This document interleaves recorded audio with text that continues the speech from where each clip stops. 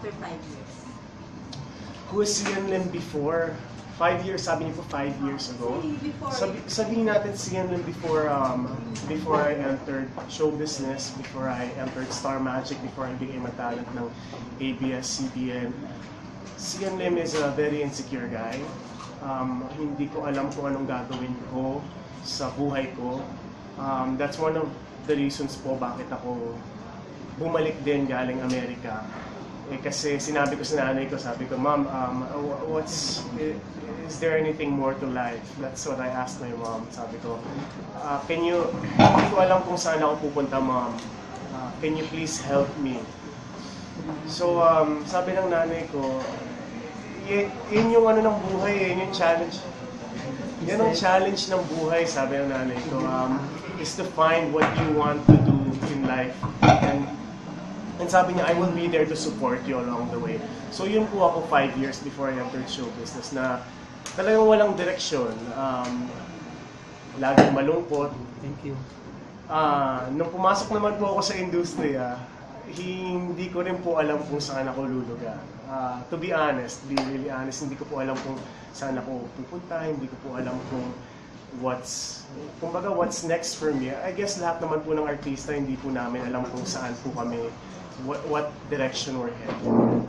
But all I can say is, sa lahat po ng projects, sa lahat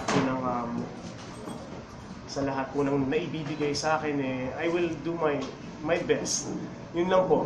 So, yun po si Sia nung pumasok sa industriya. Again, hindi ko pa rin po masyadong alam kung saan ako pupunta. But at the same time, meron na akong some sort of idea na ito ang gusto kong gawin. This is where I belong. At least nahanap ko po yun dito sa industriya. And 5 years from now, ang dami. And besides show business, I want to finish school, of course. I want to finish my psych po kasi ako.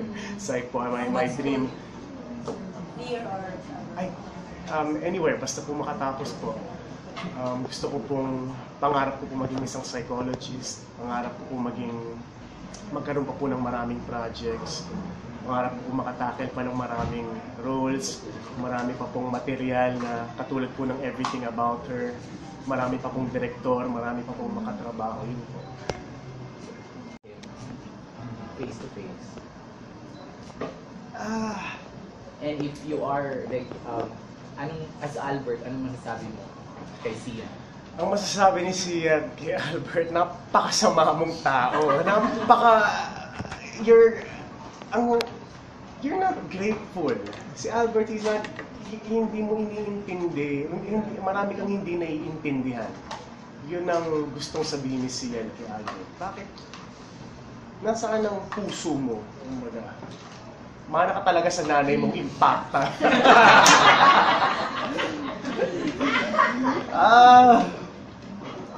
Yun talaga nasaan ang puso ni Albert. But at the end, katulad naman ng buhay natin, marami rin tayong marirealize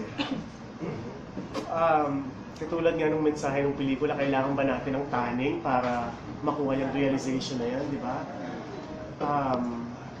Para magbago, kasi katulad ko sa lola ko dati, great grandma po, hindi ko masyadong nabibisita sa bahay.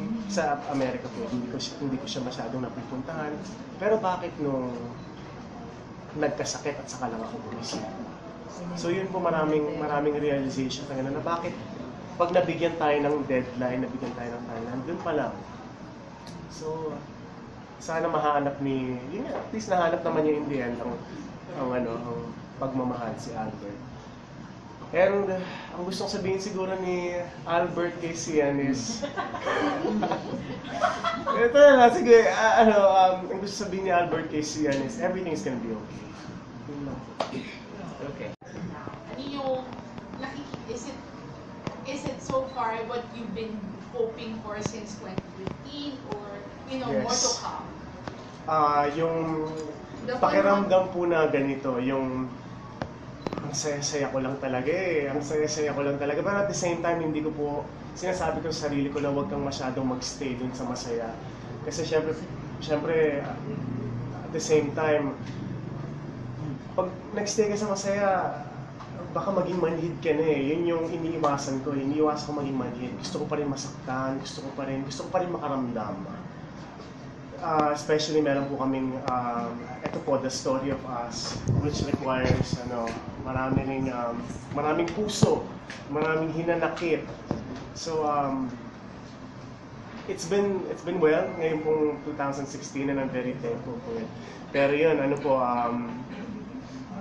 I just want to make it really good. Ngayong, lalo na ngayong meron pong upcoming project with Story. Basta kailangan talaga yung mga binibigay pong mga hinanakit, yung mga sama ng loob, lungkot.